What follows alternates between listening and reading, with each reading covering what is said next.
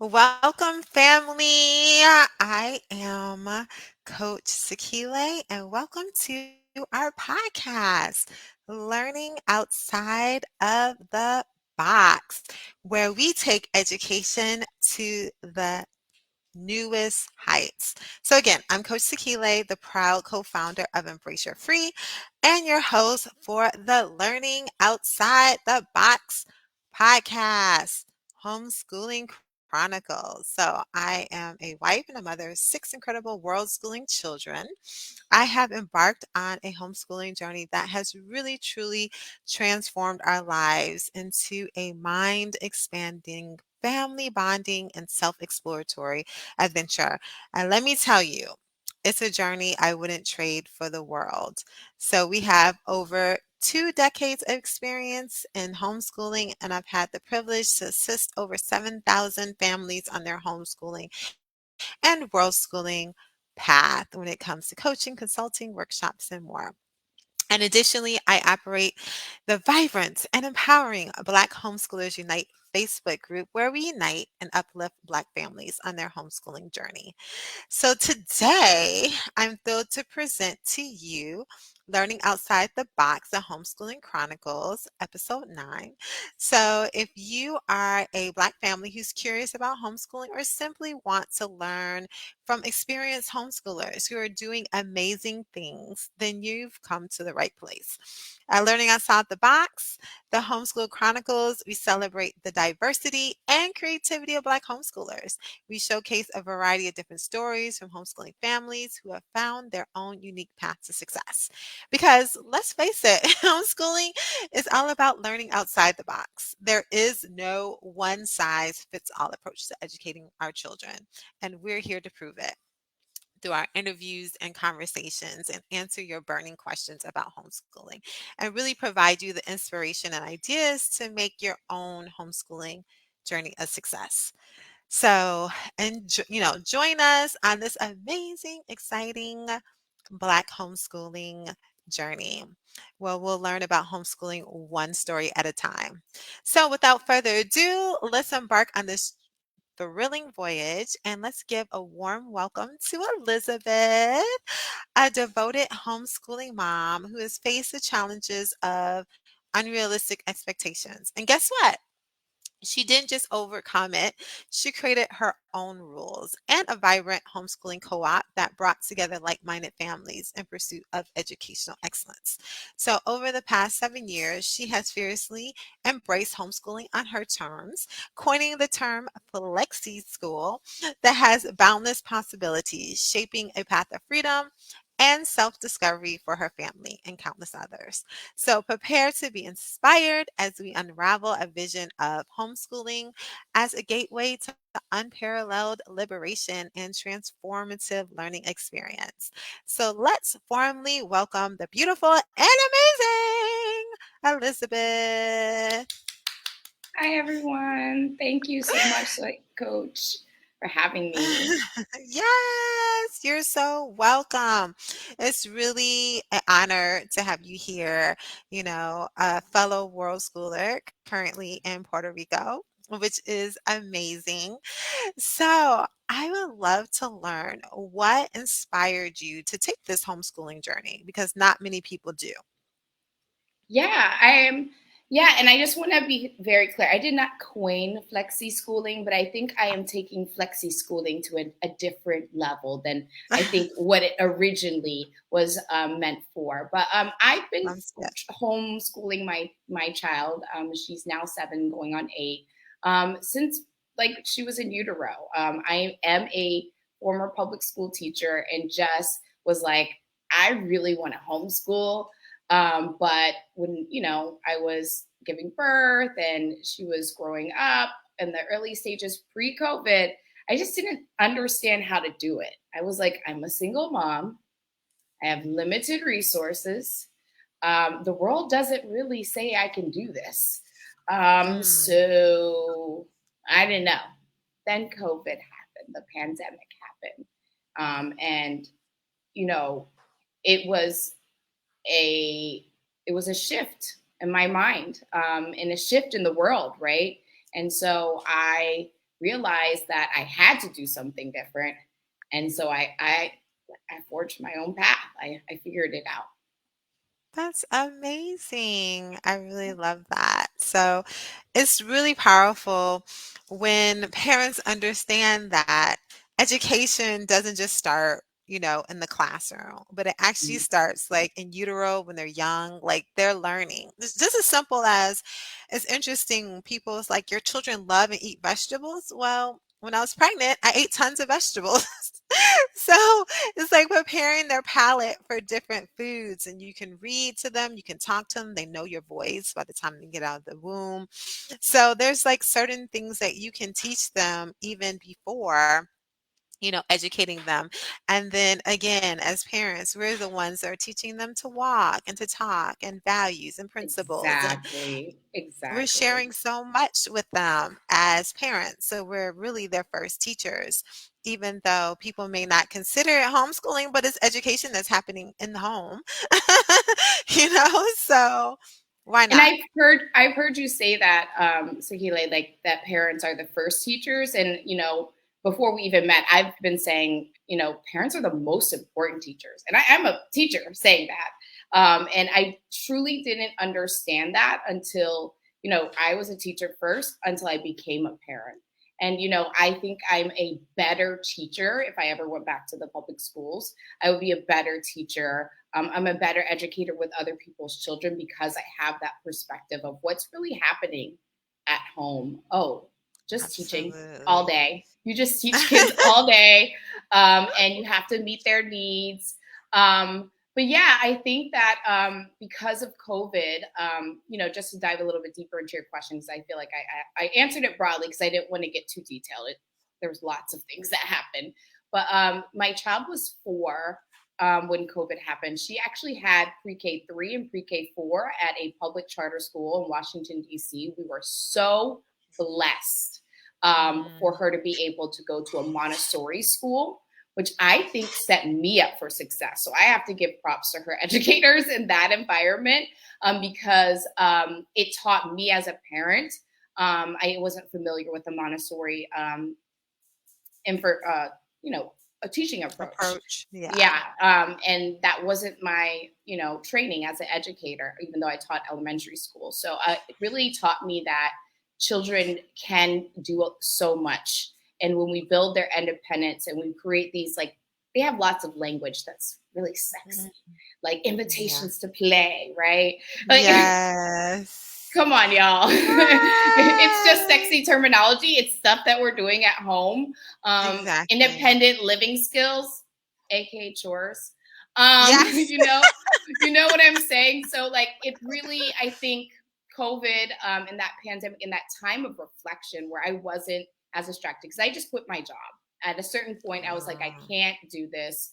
And she's 4 and she's going to kindergarten. She was doing thumbs down on the screen to her kindergarten teacher. Oh. And it was a bilingual school. So I tried to hold on so tight. I was like, I got you into a bilingual school. Like I was doing everything that all us parents try so hard to do. I got her into the fancy Montessori school. I got her into a bilingual program. But it just wasn't meeting her needs. Even before COVID, it wasn't meeting her needs. And I realized even when people were going back to school, in the buildings and like she could do that. I sent her back and I was like, I can't send her back and she not get all those extra things that I've been providing for her. That And so that's when I was like, I'm going to be way more intentional. That's when I was looking for a term like flexi schooling. What am I doing here? yes, Yeah. absolutely. I love it. So can you tell me like what are some of the benefits of homeschooling your daughter that you've noticed with her versus transitioning from the school setting only to, being more intentional when it comes to her education? What have been some of the benefits? That ability for her to ask questions and then actually expect me and her to go find the answer. So, developing her Mm, curiosity has been a benefit. I think being able to give her as many hands on ways of learning. So, the field trips, one of your Yes. previous guests was talking about, that I was like, yes, the field trips. Um, So important. yeah, and then just being able to change how I'm approaching teaching her, because she changes. Change how Mhm. I approach teaching her because the resources around us change, or I change my environment. So we have different resources around us. And so I think um, thinking, like you said, outside the box, truly, as a person who is trained as a, very traditional educator in the United States public school system, like the world opened up to me. And I was a traveler before I Mhm. became a mom, and I never thought I could do this with a child. Oh, And wow. yeah, so I think that curiosity, um, and just reshaping how I think about the world and education. Absolutely. I love So that. benefits for both of us. That's what I was about to say. So it's not just your daughter growing and learning. You're growing and learning with her. It's a very um not symbiotic, but it's a very holistic learning Yeah. environment and experience for both of you. So it's beautiful that you're growing together because I feel the same way. Like homeschooling my children, I'm constantly learning. I feel like I was always on the path of being a lifetime learner, but homeschooling really elevated it and took it to the next level because it's just like not only do I have to say that I'm a lifetime learner, I have to be about it because these children are watching me and they do what I do, not what I say, but what I do and how I live. And they copy my principles and values. And so I have to create an environment of success, of learning where it's fun and it's exciting and, it's something that they see their father and I participating on a daily basis. So it's just like, this is just what you do. People are just like, they go to school 365 days a year. I'm like, yeah. I'm like, I study 7 days a week, 365 days. Their dad does. They do. I mean, it's not like we're sitting in a classroom for 5 hours. It's just 2 hours a day, 2 hours out of 24 hours. I mean, that's not much, when you think about it, but Mhm. it makes a great impact. And we're always growing and, it's I think it's a wonderful um, way to be where it's like this is not some boring school that you do at this time. It's just we're learners. That's what we do. That's what humans do. We're constantly questioning and growing and learning. So I love that. So I want to dive into a little bit more. You were talking about how you didn't coin flexi schooling. Mhm. So my apologies, but how you really expanded on it. So can you tell me a little bit about how you define flexi schooling and how it shows up in your education with your daughter?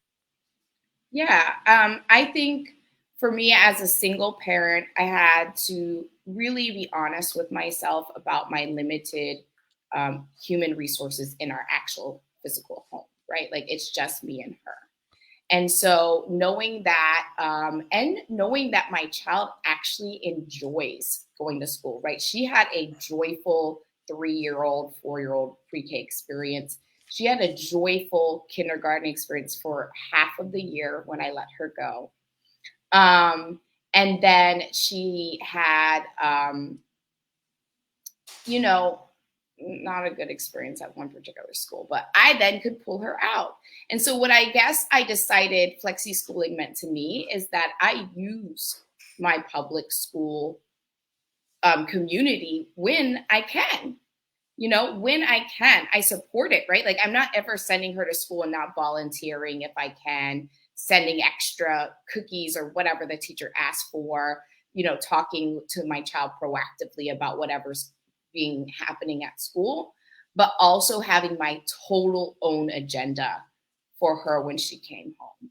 And that was more of an unschooling, if we want to, keep using kind of homeschool terms, Montessori style approach, where it was lots of hands-on learning. It was invitations to play, like or me starting something and modeling for her enough times where she's like, well, actually, I want to do that. Right. And so it wasn't the boring worksheets, although like sometimes I threw that in when we were totally homeschooling. I'm not going to lie, especially in the beginning. But yeah, I think it's using my community resources in intentional ways and being honest with the school about where I'm at. And so I think that when she went to kindergarten, I honestly thought she was going to go back to school full time. And when I realized that they were still doing a, b, k, 1, 2, 3 up to 10, and my child's, past that, she's getting a lot out of it, right? So, like the socializing was what she went for. It really was. She's a social butterfly, and she's an only child. So she was like, "This is the best place on earth." I would pick her up for a dentist appointment, and she'd be like, "No, don't take me," right? So, like, I had to be honest about that too. She loved it when it was the right, environment in terms of taking care of her social emotional needs. For her, that was primary. And so, yeah, I think that it's evolved every year, and I'm okay with it. I don't need a clean definition. I need to know that it's okay to use resources and not that are not traditional and still call it homeschooling, because I am being intentional when I have her at home with me. So that's the short Okay. answer. Sorry it took a while. No, that's fine. So tell me, when did you make your transition to Puerto Rico and the educating her there? Yeah, so like I said, I thought she was going to go back to school full time kindergarten. She wasn't getting what she needed academically, and as an educator, I just knew like in the long run, that's not going to work. Like she's going to become a behavior issue just because of crowd control, right? Like Yeah. she's got her own agenda when she goes to school, and the teacher's trying to hustle her over here. And I taught her to be independent, so I Yeah. didn't want her to deal with feeling bad. So midway through the year, because I had been writing all these emails and trying to communicate and work through our county about how to advance her to first grade, because technically she has an October birthday. So everything was kind of off because of the law and that, late birthday. I thought she was, ready for first grade, and we had done kindergarten via homeschool all year long. So we had done kindergarten, everything. That's why she was past that when she got to school, but they forced her to do kindergarten. And I tried to advance her. They said no. We got that email when I was visiting her family in Puerto Rico. So her dad's side of the family is Puerto Rico. And the email said, hey, lady, you're taking a way too long vacation. Okay, so you're going to have to either withdraw her or the truancy people are going to get you. And I said, oh, okay. Then I got the email like days apart from each other. So they knew what they were doing. I'm just saying, they knew. They're not unaware. These people worked in the same building. And she said, I know you were having this other conversation, the truancy officer. So she also made me aware she knew what was going on. So what are you guys going to do? And at that time, they said she can go to first grade for reading, but stay in math. And I said, that's bizarre. I don't know if I like that. She's going to have FOMO. I know my child. She's going to fear missing out on the fun kindergarten stuff they're doing and be pissed you sent her to the more, probably less centers, less toys in the classroom environment. That's a real thing for children. Also, I was a special educator. I had to pull children out of classrooms. I already know that is a battle, and I know my child. So I'm making all these decisions knowing the school system. I had that advantage. And so I didn't want to battle it anymore. And I knew it would be a battle, and it wasn't worth our time. It wasn't worth her having a split day. And so I said, okay, we're homeschooling for the rest of the year. She was disappointed, but I explained to her what was happening. And then that's when I decided to move to Puerto Rico. I was like, Oh, well, nice. I can now take this experience and make it another blessing in disguise, right? And what can I do with this? And then her dad was like, yeah, I live here half the year. And I'm like, dude. He's like, you're already talking to a person who likes to travel. I'm sold. Yes. Amazing. So I love that. And Yeah. so you were just looking for, you found a situation that wasn't necessarily working for you the way that you thought it would be best for you and your daughter. And so you made decision and now you're in Puerto Rico where she can also be, bilingual like you wanted Because her that to was a be. goal. Exactly. So we So that's circle back amazing. to that one. Yes, awesome. Well, we have a quick question in Mhm. regards to the flexi schooling. So when the family says, "Thank you for this great conversation," does your daughter go to public school part-time and homeschool part-time? So to clarify that. Yeah. So to be very clear, this is still a public school system in Puerto Rico, and I still have to play the game right because there's probably truancy offers. I haven't met them; they exist, though I'm sure. But she goes to school part time. I mean full time. Sorry, but the day ends at 2:30. Like you guys, the child don't go to sleep till 8. That is so many hours. On top of Hmm. that, this is just a problem that the Puerto Rican school system has that I sympathize with, and I think that American families are starting to understand. And guess what? American school systems try to recruit teachers from Puerto Rico, so we're now feeding into each other's problems. But there's not enough teachers, so when the teachers are Mm-hmm. out, there's no class. So she stays at home with me like once or twice every 2 weeks anyway. When there's no Mm-hmm. electricity, because the island has issues like Ah. that, she stays home with me anyway. When the school Mm. system decides, like they did this week, that there's a heat wave and we just gonna close the whole school system or school down on Friday, and we're gonna have a meeting about it, okay, fine. But like, she's home with me. Also, she's home with Yeah. me today. But like, uh, I do have to keep in mind her attendance. And I also told her teacher what my game plan is. And the homeschool groups here are very limited in their activities that they do. So it's not like we're missing out on a lot of like whole group activities. We are part of a homeschool group. And this year they said they're only doing things on Wednesdays. So I'm looking at the Mm. Wednesdays and I'm saying, is Lily really going to benefit from this, or will she prefer to be in school? And we're deciding these things together. Sometimes I don't even tell her though, because I'm like, no, you're not. Mm-hmm. You're not going to care. Like we don't need to have that discussion. I know you don't want to do this activity and miss out Yeah. on all your friends and recess and that. So she is full time, but she's in my house all day. It seems like at least once per week anyway. And I adjust my And then the schedule. weekends, And then the and weekends, then, of course. and then the evenings, you do lessons and supplement her Hmm. education. Exactly. Exactly. Okay, Hmm. gotcha. Okay, well, that is awesome. So tell me a little bit about you kind of already went over some of the challenges when it came to, homeschooling. Gotta thank you so much. No problem.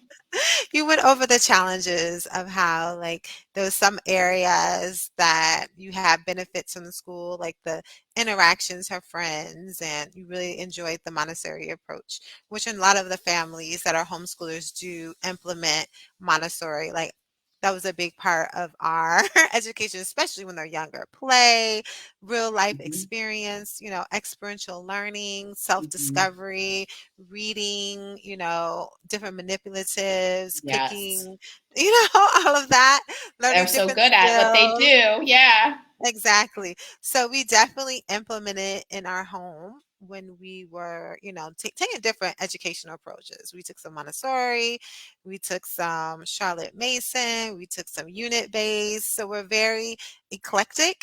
And then we added travel to it, just to amp it up. So there's so many different ways to homeschool or, educate your children in an amazing way. So you did share some of the challenges and how you were able to supplement, you know, basically merge the two, the best of both worlds for yourself to make sure that your daughter again had a very holistic education, Mhm, which is amazing.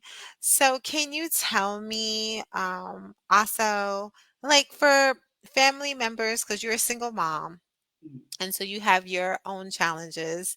It's great that you're in, Puerto Rico, where her dad's family is. So now you can connect with them, and he's there 6 months a year. So that's perfect. But can you tell me some of the challenges that you faced? Or not challenges, but can you tell me about some advice? Someone that is thinking about homeschooling, full-time, part-time, flexi schooling, world schooling, or any type of homeschooling. Like, what type of advice would you give a parent that is starting this journey or thinking about it? yeah, and I really thought about this question hard because you gave us the list. Um, and I wanted it to be like really thoughtful. And this is for my single parents, okay? So because I feel like this is a perspective that really almost feels impossible sometimes. And I take it day by day, you guys. So that's one, day by day, is take every day by day. But really, the for me to make it possible is I truly documented, and like I'm not going to show you my piece of paper, but like I found it in my notebook. All of the resources that I had accessible to me at that time, Mm, right? And I think this is a self inventory and a community inventory. This is a family inventory. This is a things in your house inventory. This is a inventory of your actual geography around you. And then you start really deciding what can you utilize, knowing you yourself. Like, some things just I'm not going to do. I'm not going to be part of a co-op more than like 30 families. Like anything bigger than that, that's intimidating to me. That's not a resource that's going on my inventory. Why? mm. That makes me have social anxiety, right? Like, so I'm putting my inventory together, thinking about me, myself, and I, because I am a single parent and I have to make myself happy, right? Like, I can't just do what's um, probably always the best practice. I can't always just do what's always what other people are doing. And I can't always do what someone did before me, right? I have to do what's good for me so I can keep doing this in the long run. And then what's good for my children, of course, right? Like what will make them happy? Because as you guys have heard, she did not want to be homeschooled after the year where we had to do it because of COVID. She did not want to be Mm, fully homeschooled. And even at the end of last year, we had some personal things that happened where I felt like her going to school and then coming home was not enough my me time with her. I um, withdrew her, or I tried to, and the school's like, "No, we know what you're trying to do." And I was like, "Oh, okay. So what do we do? Because I need her home with me all day. Like we got to deal with this." It was a lot yeah. of big emotions, so she was having a lot of big emotions around what had happened in our family, and it was not her fault, so we had to deal with it. And Right. her school offered, because at the time, I don't know if they're doing it this year, they still had the online hybrid thing happening for some families. And so Mm, they offered that to me. So being very honest with people about what you're doing so that they can support you if they want to, right? Like I'm not going mm, begging for support. I said, this is what I'm going to do. And they're like, no, wait, let me talk to the principal. And so her teacher really helped, I guess, finesse that with the principal. And we finished online, and she got a report card for finishing that grade at that school. But I also got that time with her. So I think that inventory, that giant inventory, and you document it, you write it down, and then you start circling things and figuring out where you can place them and how you can utilize things. And you have conversations with people about what you're doing, everybody that cares, because then they right. start helping you add to the inventory. Did you know that there's a library 45 minutes away? Because I have been complaining about the lack of libraries in Puerto Rico. Okay. If anyone knows Yeah. anything about resources, oh, is that happening where you're at, Mama, too? Absolutely. So there's not very many bookstores where I am. But I actually, when we did go to Puerto Rico, there was like the first thing we did do was we found like this place on the island that was giving away free books. So the last time we went to Puerto Rico, we went back home with like 50 books. It was just giving away. Send me anything you remember about that later, Sakile. Okay. Yes, I have Okay. pictures, so I have to look at the pictures and exactly Google's really good about telling you, like, in this picture, this is where you're at. So I have to, like, it was tons of books. I'm like, Yeah. yes.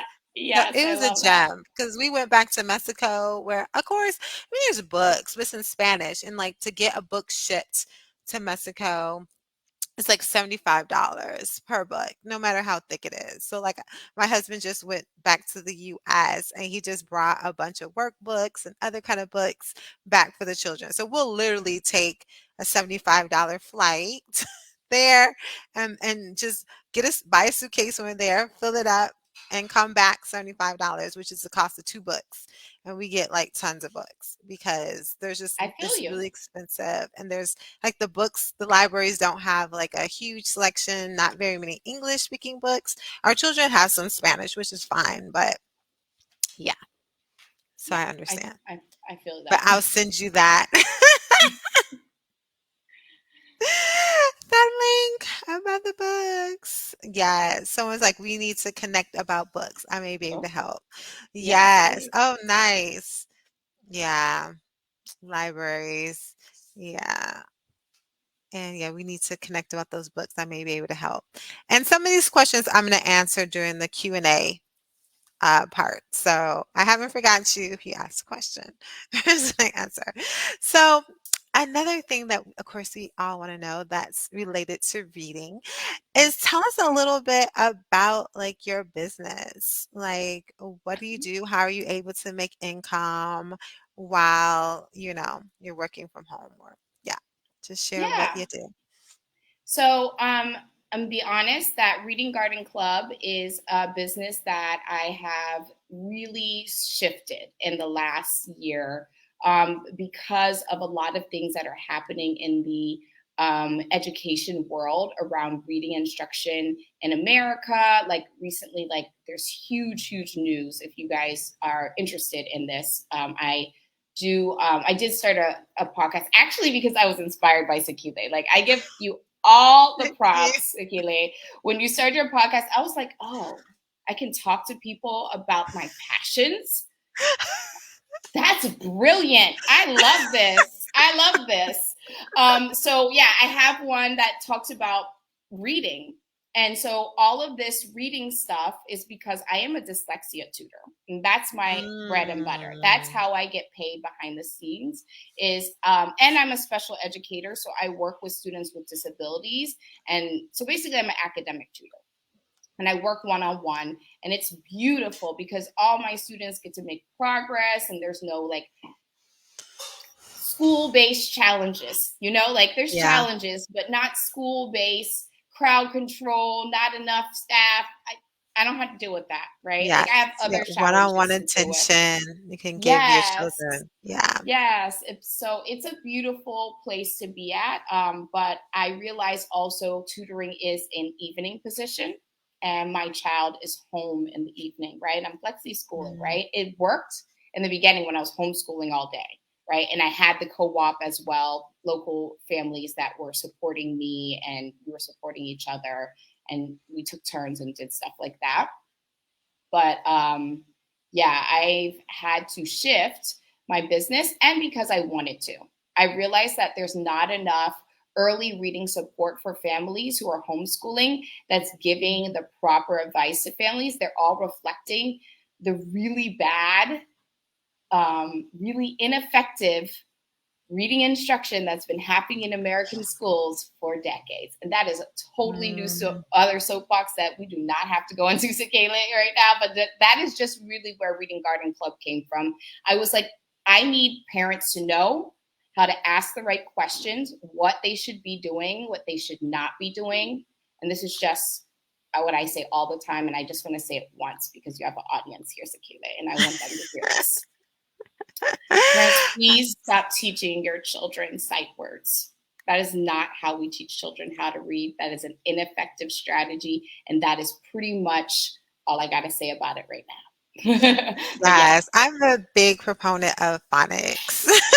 Exactly, exactly. But I have to start with what parents should not be doing, because it was something that I even had to deal with in my own co-op. And I was like, you guys, I'm the reading expert, and you guys are telling me what you're doing at home and then asking me why their child's struggling because you're not listening to me. Like I mean, the expert in Yes. the group, not like I'm a reading expert, but like I think it's because there's so much false information and false curricula out there that says sight words that people are like, but there's so much out there. And I'm like, I know it's confusing. I get it. Please Yes. do the research, parents. No to Yes. sight words, yes to phonics, like Sakile said. Yes. There's a study, like one of my mentors was in like the secret societies. Shh. And he was talking about how they intentionally are pushing the sight words out there because it increases the illiteracy. So the children know a few words, but they don't know how to sound out words to actually read, and then they end up losing interest. So the illiteracy in the US is going up, and a lot of times once people like leave high school or college, they like don't read anymore. And so they were saying that, like leaders are readers. So if you see like the most powerful, richest people in the world, they will have like books in their like suitcase in their bag that they're constantly reading.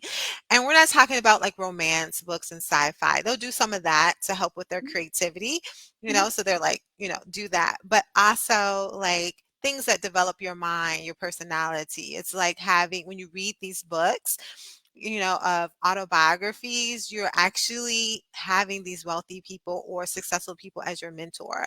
If you can't afford to pay a mentor $10,000 a month or, 2,000, whatever, you can get a book. And a lot of times they will break you step by step to have the success that you desire. And there's certain groups that don't want competition. And and they know that one of the ways to do is to dumb down education. If you're literate, then you know your brain doesn't develop in a certain way, and you're just going to follow direction. You go to the military, you get a job, you just follow direction. You don't really question, or you go to jail. Like there's not too many paths. You're not really going to like become that successful entrepreneur or whatever. So it's actually very sorry, my daughter's in the background. Um, it's actually very intentional the way that they set up our education. And one of the things that they added was sight words. So Yeah, there just wanted absolutely to. is. There's things out there now that that I post about, so you guys can just go find me on social media, that um, where people are really trying to make even the training of teachers and parents to teach their children how to read this elite thing. This elite Mm, thing. Like they'll say, and I really respect the person who says this all the time and the other work she does, but she needs to stop saying this, in my opinion. mm, And I've said this publicly, it's not the first time, but teaching reading is not rocket science, but this person keeps saying it is. Like, why would you say that to people? Why would you say that to me? If a kindergartner can learn how to read, how is teaching them how to read rocket science? No, it's not. right, There's right. things we shouldn't do. There's things we should do. There's better ways to do things. It's not rocket science. There's things we have been doing that doesn't work for children. That doesn't Mhm, mean it's like this elevated level of instruction that nobody can do. And mhm. speaking of giving access to mentors, um, one of my favorite memoirs is the memoirs of Frederick Douglass. And Ah, his butt taught himself to read. Like he had a teacher exactly, that gave him just the building blocks, and then he used dirt and sticks, and he kept it going. He found texts, exactly. like, and so I'm not saying like everyone can do that to themselves. Like, I no, we still need to guide children. And he obviously was a brilliant man, right? But Mhm. it's not rocket science. Us parents, we can totally teach children how to read without having the Absolutely. degrees I have. And the degrees I had absolutely did not help me teach my child how to read. Just so you guys know, it did not help my It child can learn how be to a read. hindrance sometimes Hmm. because you get locked in a way, like it has to Hmm. be this way. And Exactly. there's like various tools that can help based on your child's learning style, their personalities. There's different Hmm. things you can do that can really encourage them. Or even like my one son that didn't was like would have temper tantrums and cry, like, I don't want to do this, I can't read. I just set up an environment. Like there's no video games in the house. There was no television in the house. All we had was 12 bookshelf, board games, puzzles, paint, and things like that. So it's like they see it's a rainy day. All the other siblings are reading. Me and dad are reading, and they're just like, oh, I'm feeling a little left out. Let me grab a book, I guess. And next thing you know, within a couple of months, he taught himself to read. Because I'm like, Hmm. I'm not about to fight you. But also he was like he loved he was very engineer kind of minded, and he would like get plane sets or things to build, and they have like instructions, and he would end up building things completely wrong, gluing the wrong piece to the wrong thing and being really frustrated. He's just like, oh, maybe I need to learn to read this. So I love that logical, like, environmental lesson you gave him. Like, you didn't even say anything. You're just like, I'm gonna let it happen. I love yes. that. Yes, and within, like, 6 months, like, once I backed up because he was just getting frustrated, and he just kept on Mhm. saying, "I can't read, I can't read," and I'm like, "Okay, let me back up," and, he was just like, "Oh, I messed up my set." I'm like, "Hmm." Since I could read, I could have just followed the directions and it would have been fine and just walk off. Like just like little things. And him, he wanted to cook and he loves to cook. He's an excellent cook now. But he couldn't follow the recipes and the food was turning out like yucky. And he was like really upset. So and we had tons of cookbooks in the house. So like those were the two things, finding out what his passion was, which was building things and cooking, and having those cookbooks and instructions where it kind of motivated like, ooh, let me do this. And he kind of started like, if he needed help, like, mom, what is this word, I would help him, but I stopped pushing. In a very short period of time he was reading, like within 6 months, at a very high level. And I'm just like, you're reading novels like Harry Potter, that's like 600 pages, like when did this happen? He's like, I taught myself. I'm just I like, love it. okay. No, but you were the building blocks. You gave him the building blocks, right? In the beginning, he was listening. He was just like Yes. annoyed by it, right? And it was Yes. frustrating and he didn't see the point. But I love that. And I love that that's a long game, right? That's the thing about reading, I think, that a lot of parents, thank you for letting me talk about reading. I love reading. That a lot of parents think that it's supposed to happen like this. No, ma'am. No, sir. No, everyone.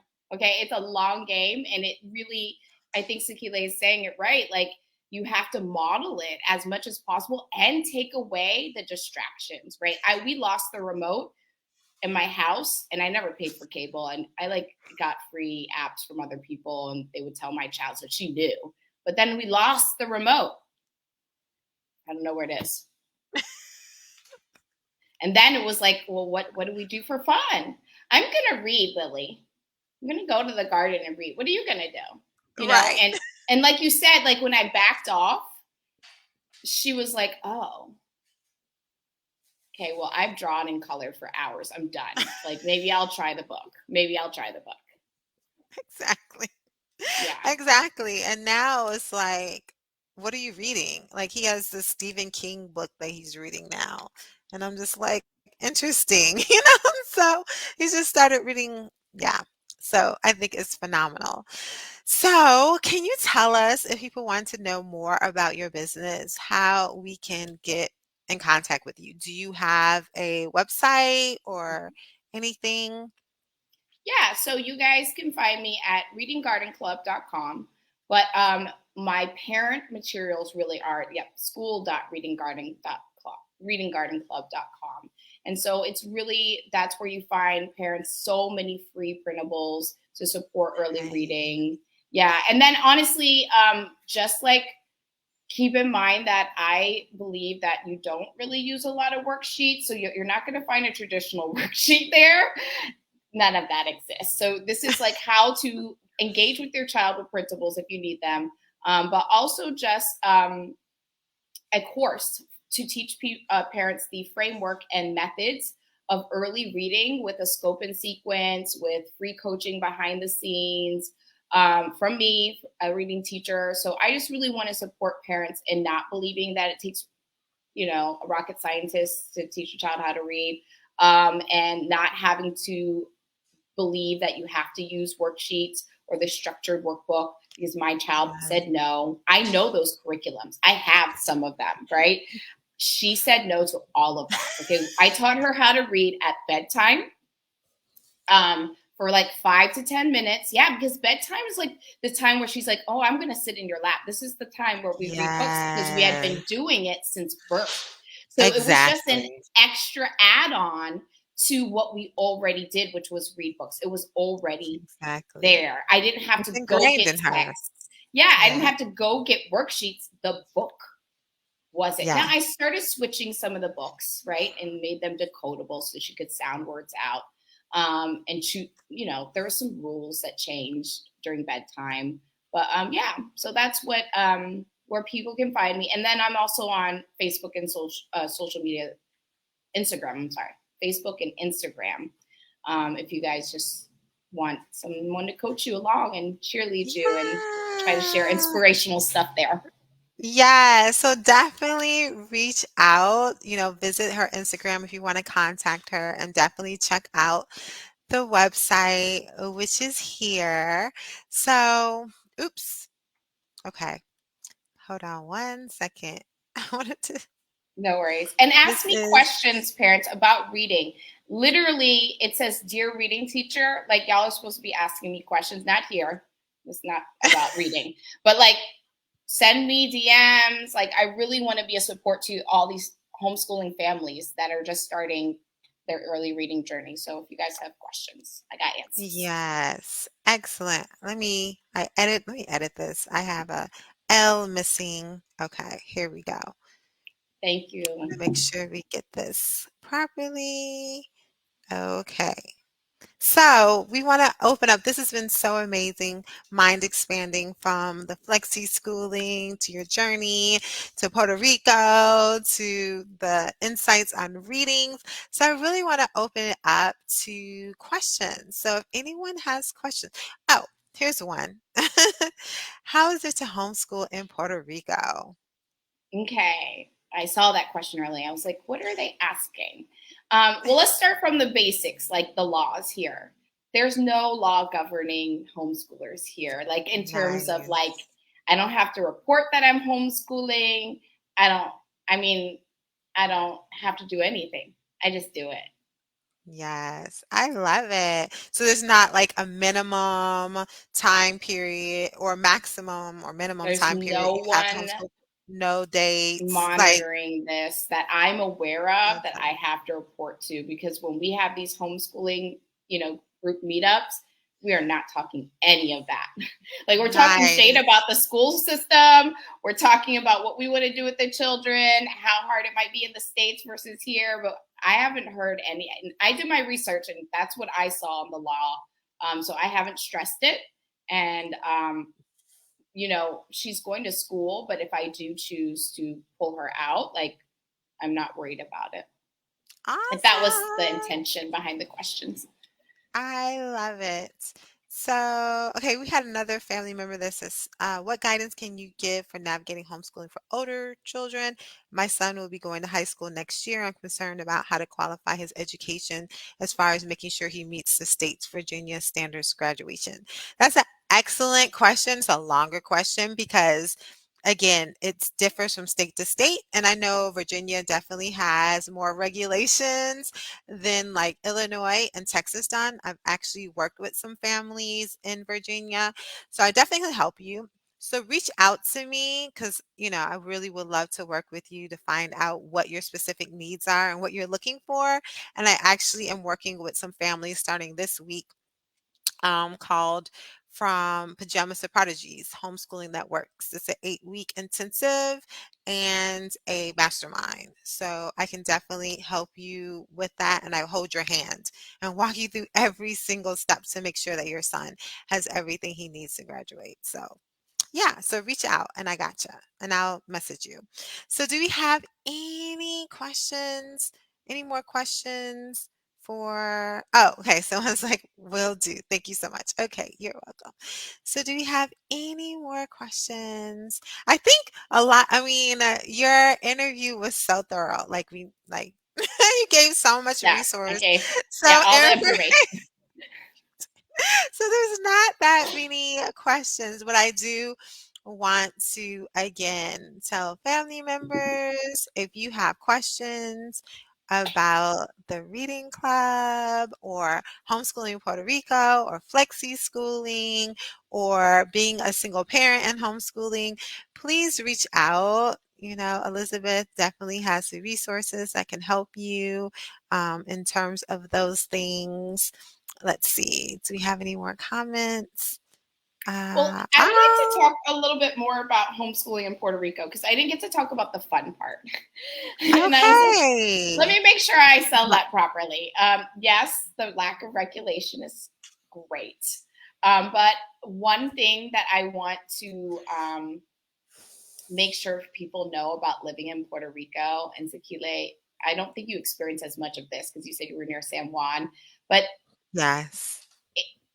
there is a lack of some local services that make homeschooling and living here harder. And so that's a reality that when you come to Puerto Rico, you have to keep in mind that we have brownouts and the version of Yes. brownouts for water as well.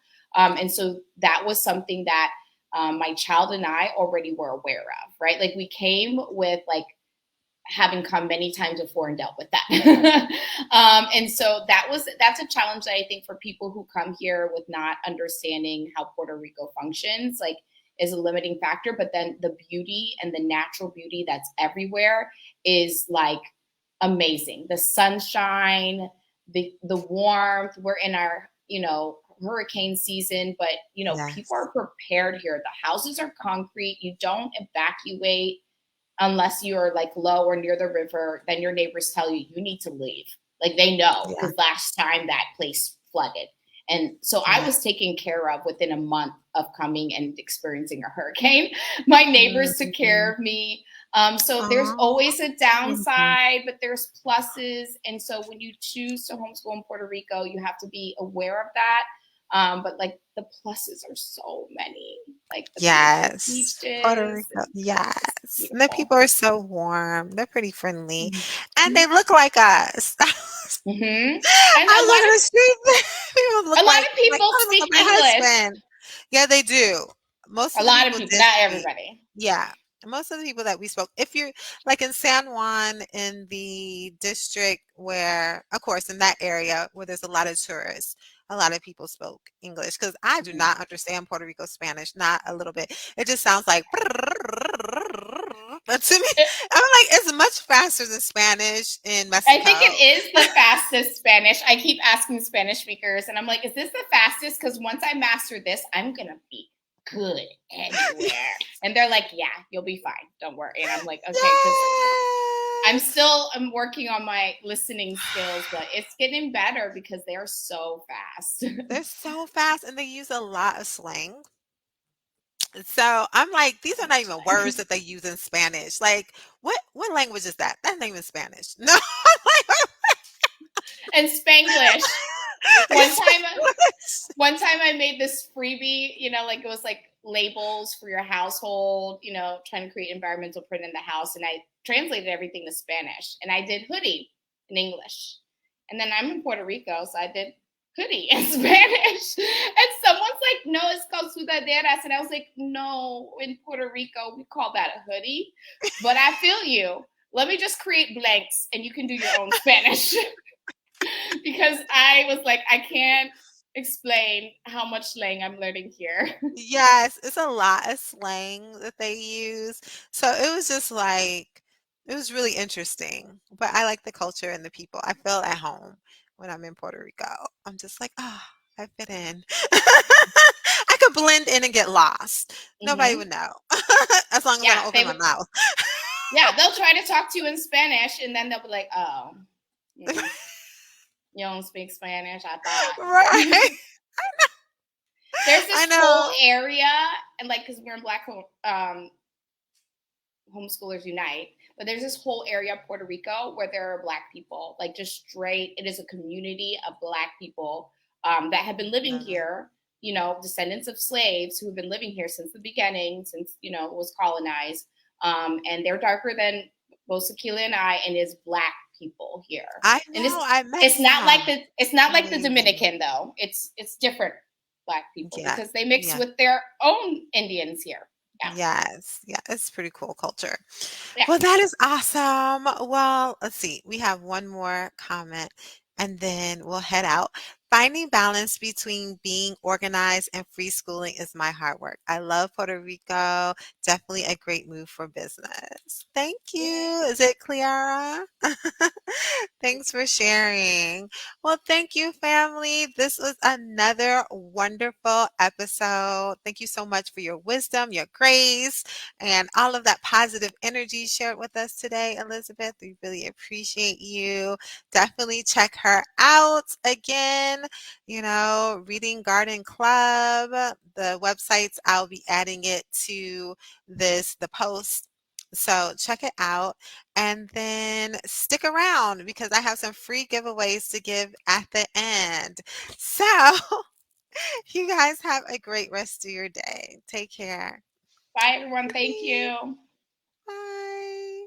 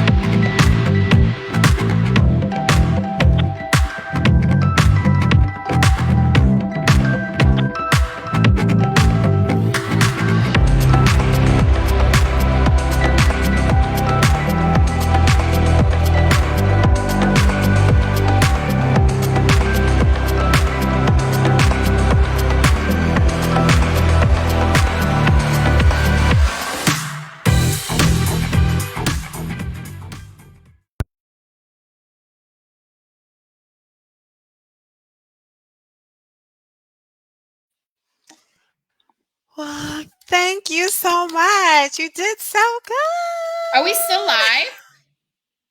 Are we still live? No. Okay, good. We are